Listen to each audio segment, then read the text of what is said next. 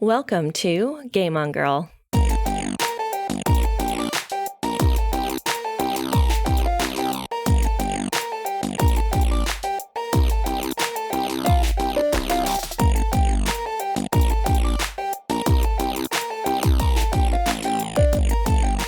I'm your host, Dr. Regina McMenemy, and welcome to this very special video episode.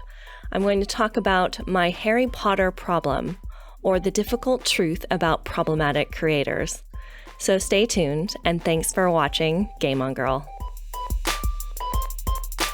So, one of my favorite fandoms has fallen prey to an age-old discussion. Does the art stand separate from the artist?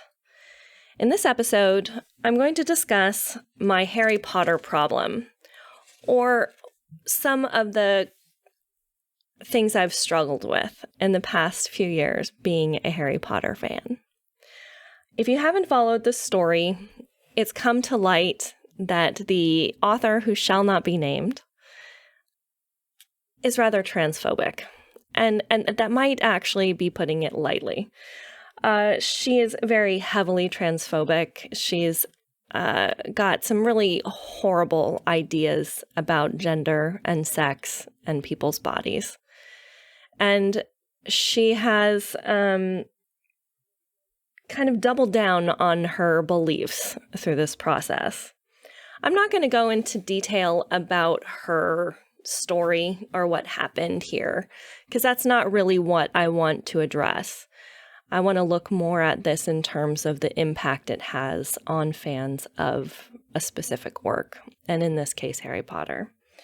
So you can do your research. If you are watching this video, you probably have an idea already about what's going on, or know, perhaps more than even I do, about what happened with her.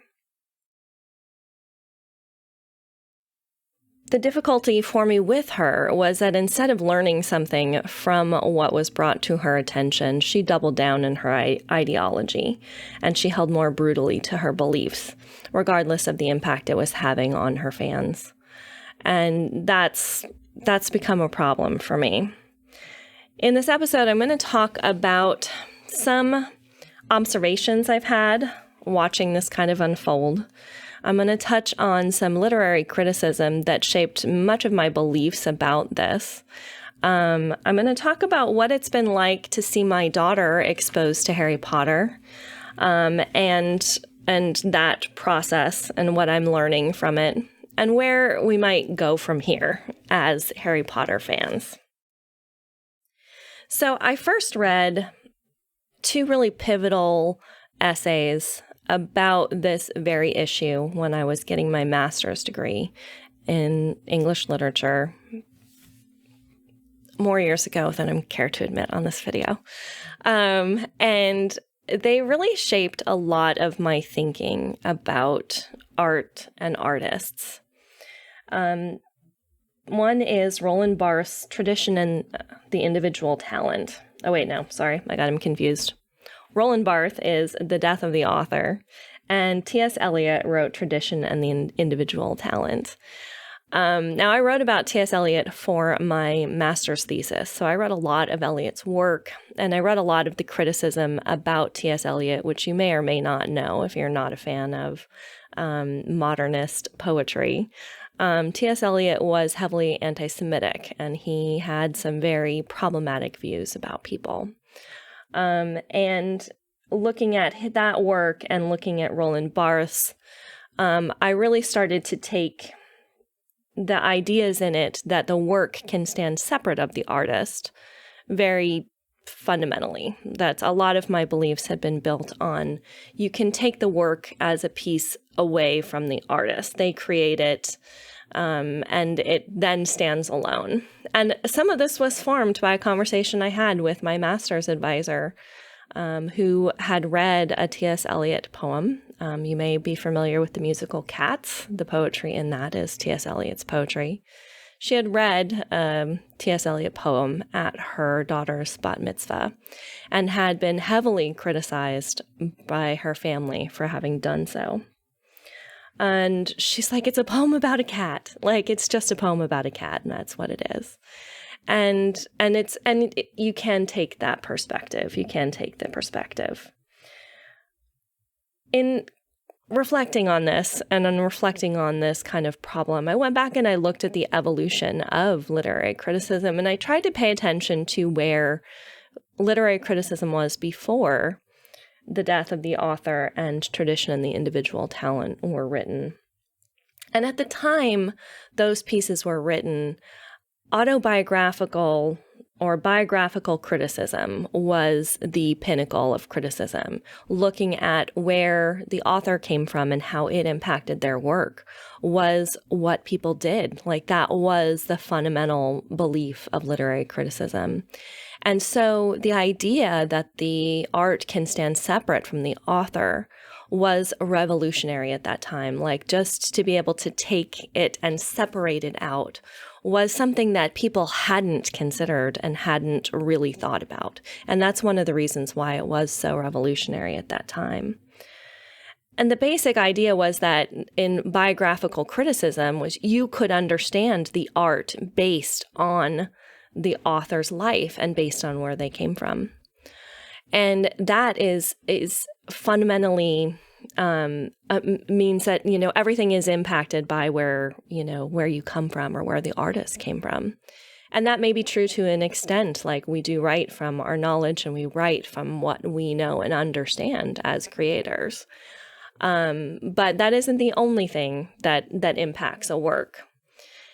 And further from that, the arguments that the essays were making were that we can never really know an author's intent. We can never really separate it out and know, okay, the author intended for this interpretation, unless they flat out said, this is the interpretation that I intended in this work. Essentially, what these essays were saying is that we can't ever know the true intention of the author. Even when they leave us specific directions as to what their intent was. T.S. Eliot was famous for putting footnotes in some of his poems that were intended to throw you off the meaning that he intended. So it's probably no surprise that he was writing Tradition and the Individual Talent, which directed you away from that kind of interpretation. So, it did come in and shape and change how things were viewed and how literary criticism was viewed at that time. Often the arguments were made then that the understanding and the significance of their work couldn't really be seen with that sort of biographical background, that there might have been unconscious or ununderstood ideas coming from the author as they were writing. So keep in mind, a lot of this was happening in the early 20th century when Freud was coming out and when considerations of the unconscious mind were really hitting the stride.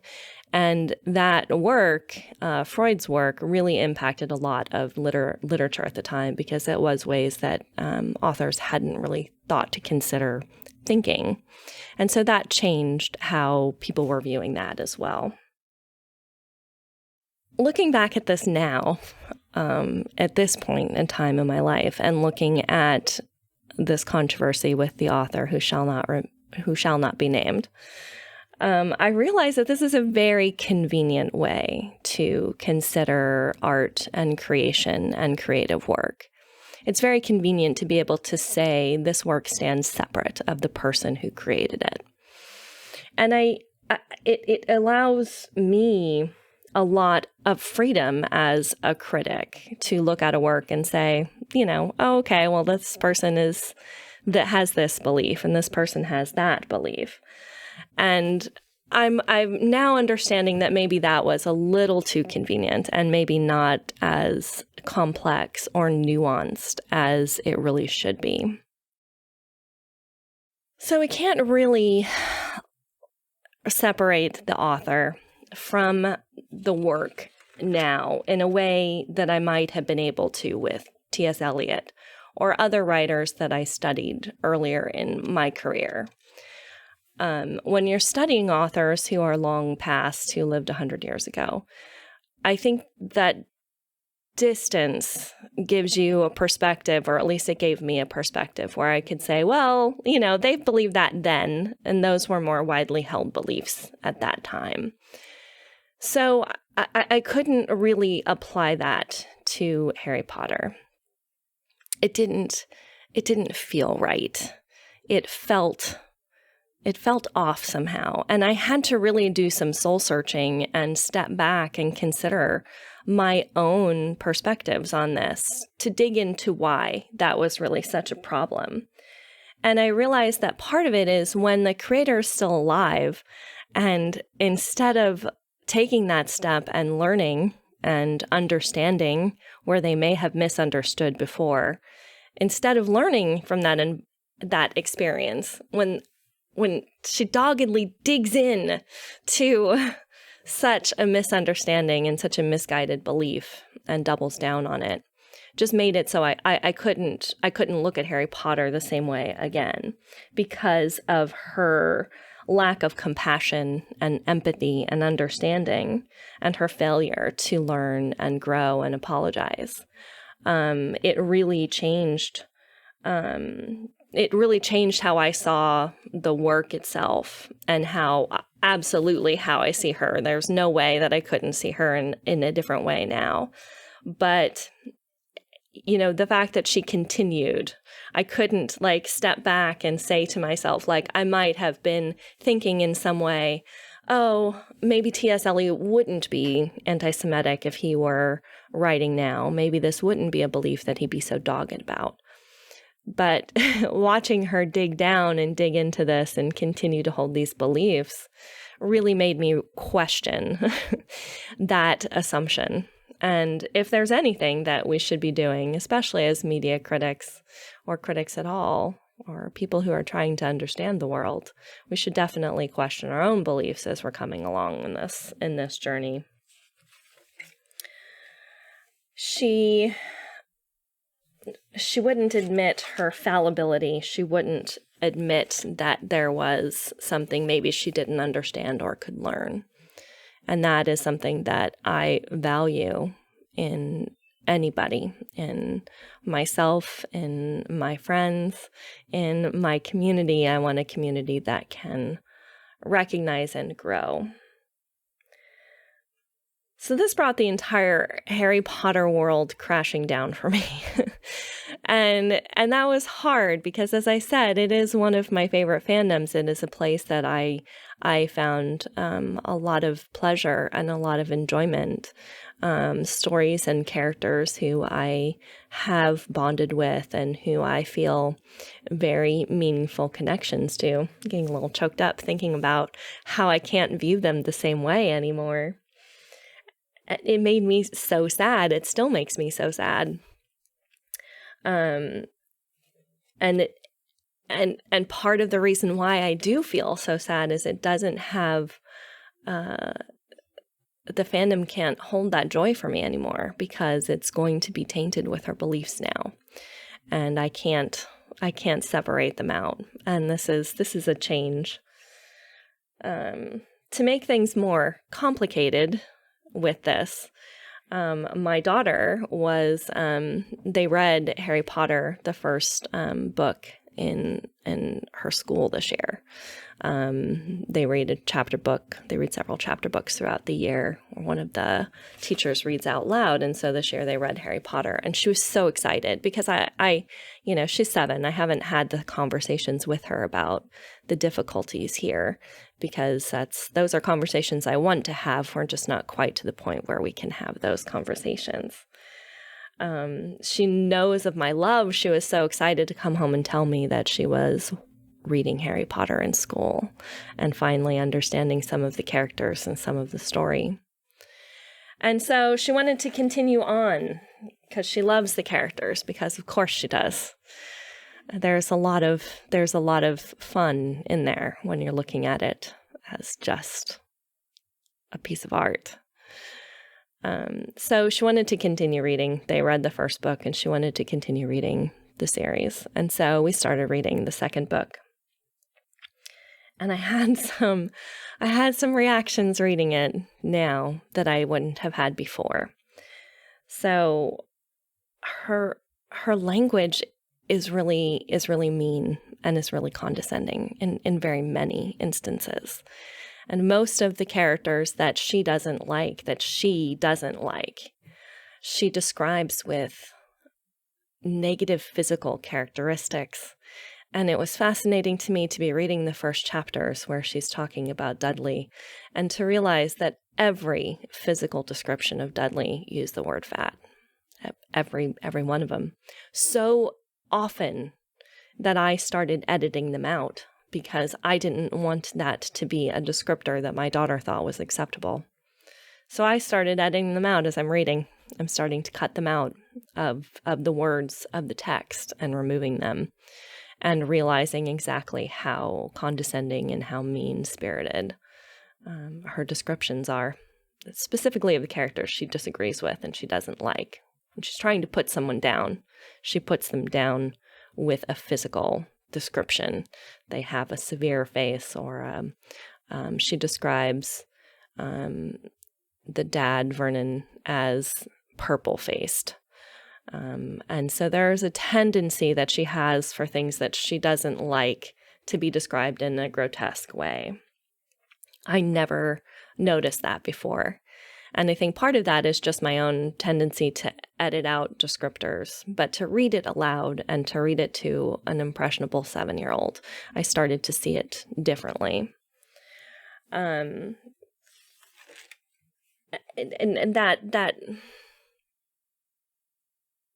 that desire to put the negative into a physical appearance. Like we can judge actions, but why do our characters that we don't like have to be grotesque in some way or undervalued because of their physical appearance? I mean, the Dursleys are not necessarily good people. They don't make good choices. They don't make good choices for Harry. It's very clear. They treat him in a very negative way. And you could just let their actions speak for themselves. You don't have to make Petunia horse-faced or them purple or fat or piggy. I mean, all of these descriptions are the descriptions that she uses for the people that she doesn't like. And that continues on with the Slytherins in the book as well. When she doesn't like someone, she describes them with, a physical grotesqueness. And that it is really difficult to have that as a realization of something that I had really revered and enjoyed for so long. So you may wonder why I'm still reading these books with my daughter. And I've decided that they need to be a place of discussion and where I can take those discussions and we can take those descriptions. And she stopped me and asked me why she was describing a character as having a purple face. And I described what I just told you. And I think that it does give a place for a discussion and, critique. But that's something that I want it to be. I don't want to shield her from it because I have these feelings about the author. I want it to be something that we can discuss. And as she gets older and as we start to understand a little bit more, I'll talk in more depth about this Harry Potter problem. So we're reading the books that I bought originally. These are my books. One of the reasons why my daughter was so excited to read them was because we are going through the books that have been on my shelf that she's seen for her whole life. So I'm doing my best to have some capitalistic impact on the Harry Potter franchise and to avoid buying, licensed materials. I realized as I was preparing this episode, I have been wearing this lanyard, and for anybody who might listen to this and not watch it, this is my Wonder Woman lanyard I have been taking to Comic-Cons for years. It has Wonder Woman on it, and it has all these buttons and pins that I have collected over the years, including a pin with my pronouns on it. And at the last in-person convention I went to, I had decided to buy a new lanyard because this one had started pulling my hair at the back of my neck. And so I had picked up a Harry Potter lanyard. It is a Gryffindor lanyard. You can see the lion and it's got the colors. And on the bottom here is a Wonder Woman pin that says, nevertheless, she persisted, and let's exchange pronouns, which feels beautifully ironic at this point. This is not a licensed Harry Potter thing. It's Harry Potter inspired. So I will continue to use it because of that. Or maybe I won't. I don't know. I'm still trying to decide where the lines are drawn for me. But no longer putting my money into anything that goes back to the author who shall not be named is one of the ways that I'm trying to rebel against her choices. Because this is a difficult thing to go through when a story you loved becomes discolored by its creator. And this isn't the first time it's happened for me. I still have a hard time with much of the Joss Whedon creations and the Whedonverse because of this. And there were some very fundamental stories that I loved from that creator as well. And I have the same basic problems with him now. I'm hoping that the fan art and the fan fiction can continue some of the good from the Harry Potter universe in a way that will be more complex, more nuanced, and perhaps a little less grotesque than some of her creations and some of her words are. We, as a society, we've been working toward having more complex characters. Our characters are no longer so extremely positive or negative. We definitely look a little bit more toward nuanced anti-hero characters. And our creators are going to be much the same way. These are things that might not have even been considered or talked about in public the way they are now. But holding our creators to a standard of accountability, I think, is important. And I think that that's what comes out of this. So the problem with the Harry Potter, the problematic truth of for me, Harry Potter and some other creators is that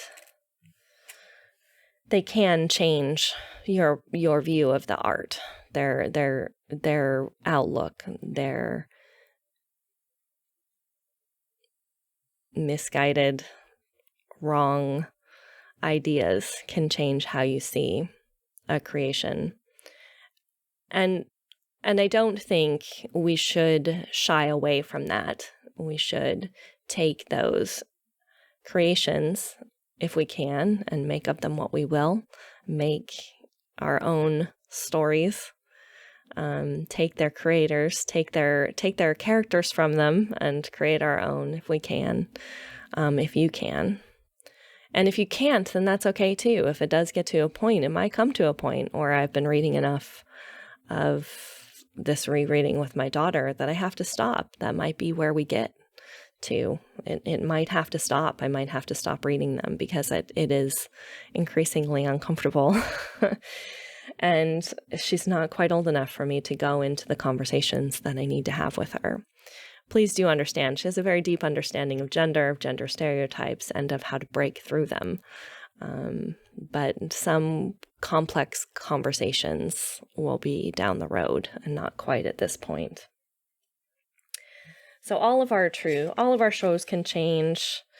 In our best scenario, the creators learn, they listen, they grow, they open up to their fallibility, that they can be wrong and that they can grow and change. And when that doesn't happen, we need to continue these difficult and problematic discussions. So, where are you with Harry Potter, or perhaps some other creators who have become more problematic because of their views or their doggedness to remain committed to those perspectives? Where are you with that? Let me know. I'd love to have a further conversation about this. You can talk with me on Twitter @DocLiz. You can hit up the website at the Geek Embassy. I'm going to be expanding this conversation. I just talked about Harry Potter here, but there are some other creators I want to talk about and a broader conversation I want to have about this. So make sure to follow Game On Girl, available on iTunes, Stitcher, Spotify, everywhere you can get podcasts, you can listen to Game On Girl. So keep an eye out for the problematic creator series, perhaps, on Game On Girl. And until next time, game on.